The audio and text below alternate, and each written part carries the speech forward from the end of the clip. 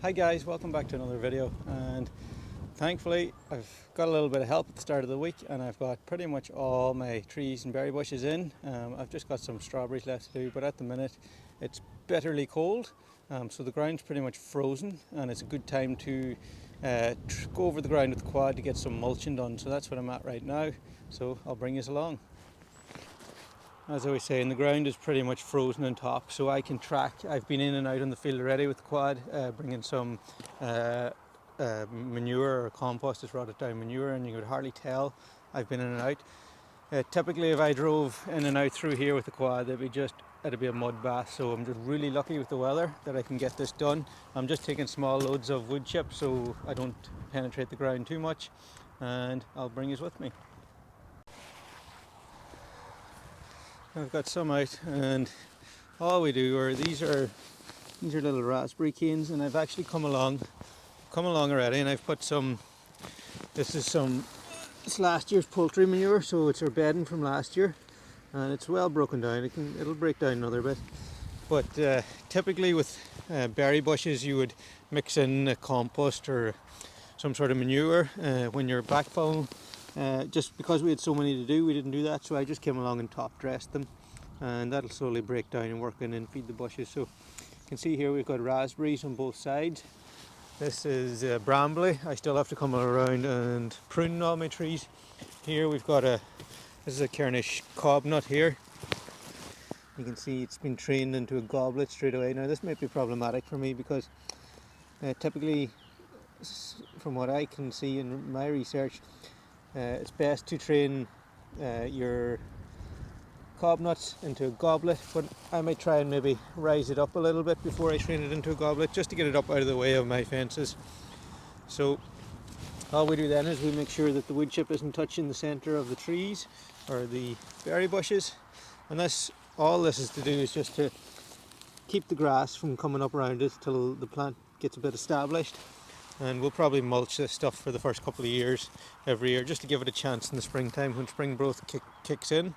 You want your trees and your berry bushes to get a little bit ahead. So now I got to keep shoveling.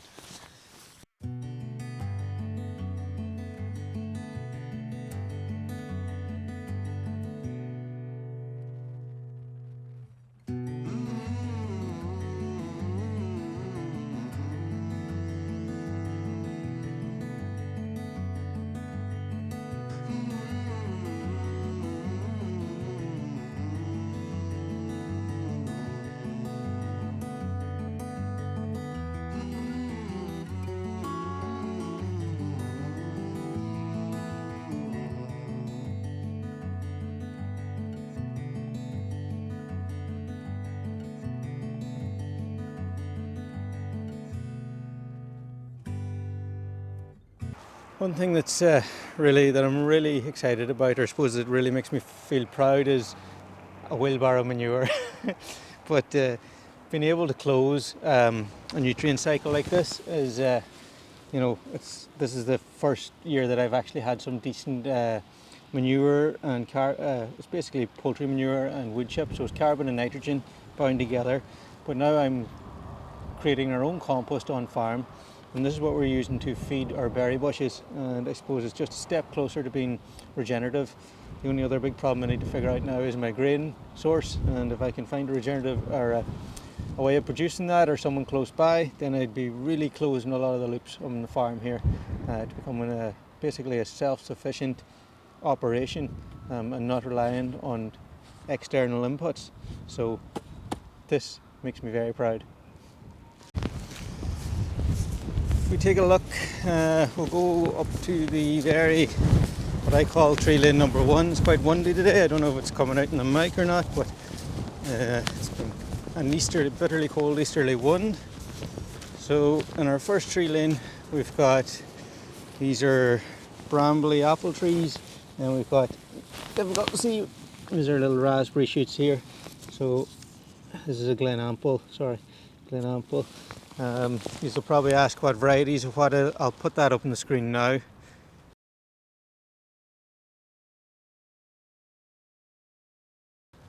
And why I went for those varieties. One, availability.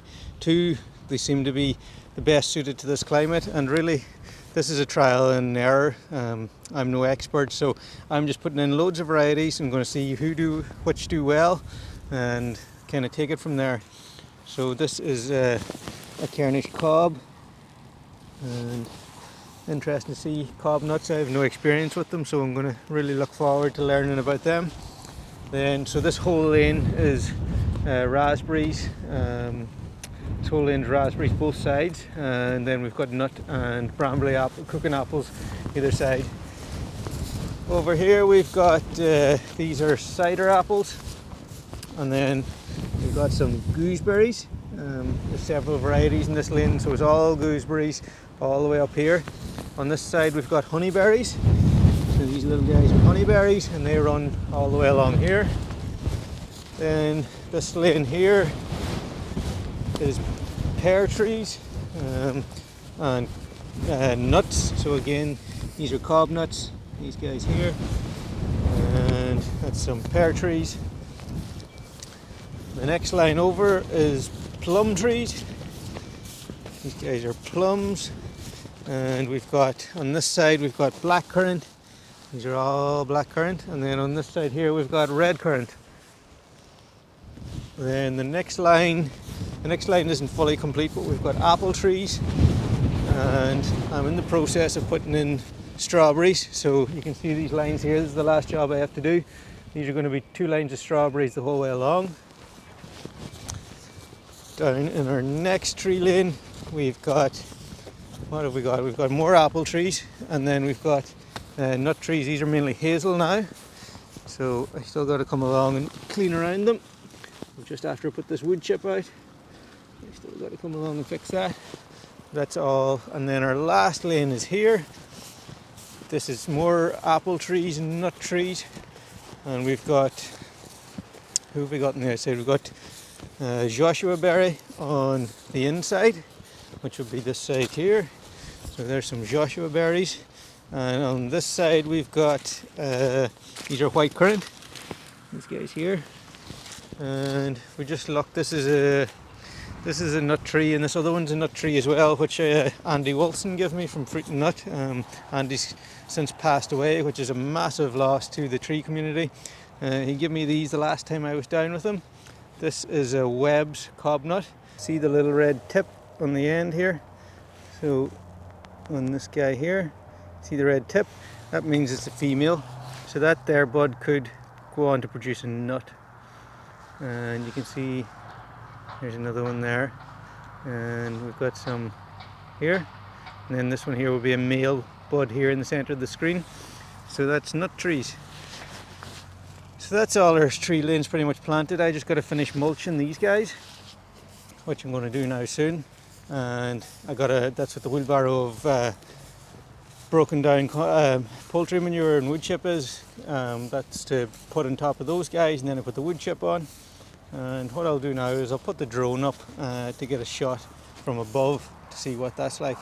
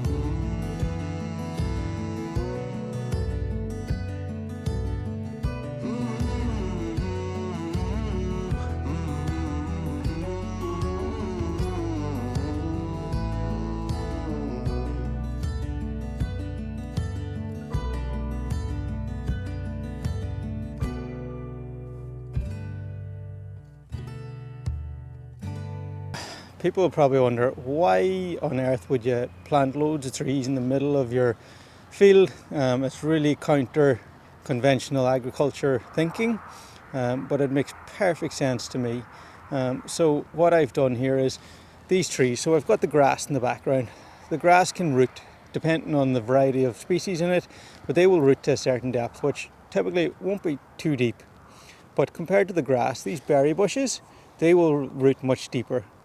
And what they can do then is they can take minerals from lower down in the soil, in the subsoil, and bring them up, and then they will give them off on their leaves, and that'll decompose. So they're feeding new minerals into the whole soil food web, and then the trees will go even deeper again. So what I've done is I've basically put some nutrient mining machines in my field. Now they're mining them to distribute them locally again, so it's not exporting them per se. So that's going to help the whole soil food web system, and under the ground, everything under the ground is going to be benefiting by these.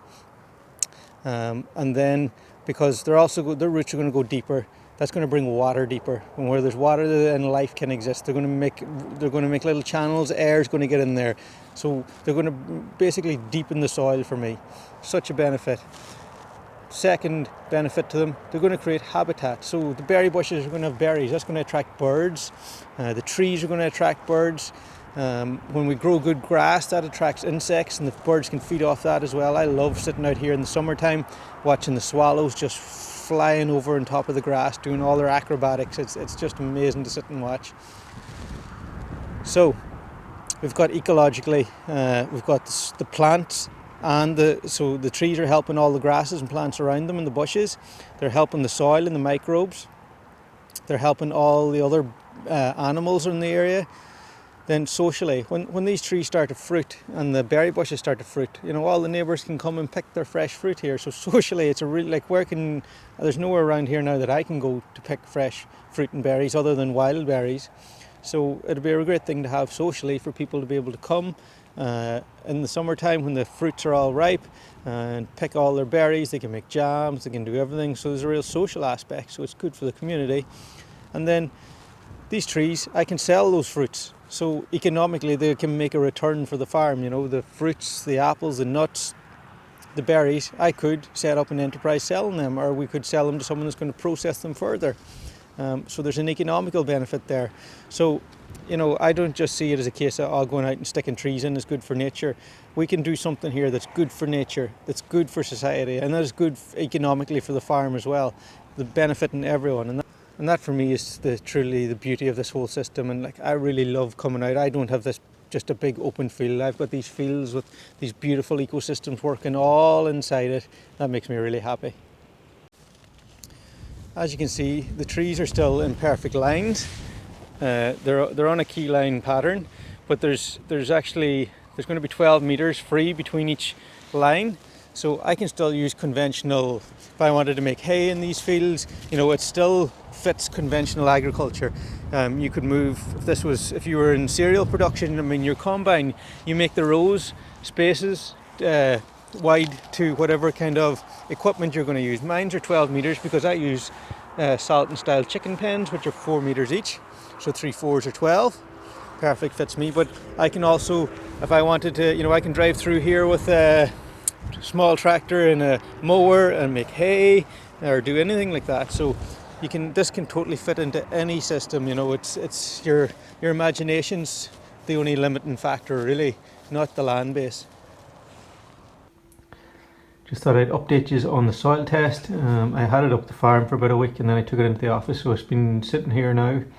It's gone into its second week, I think, and you can see there's absolutely no water come through.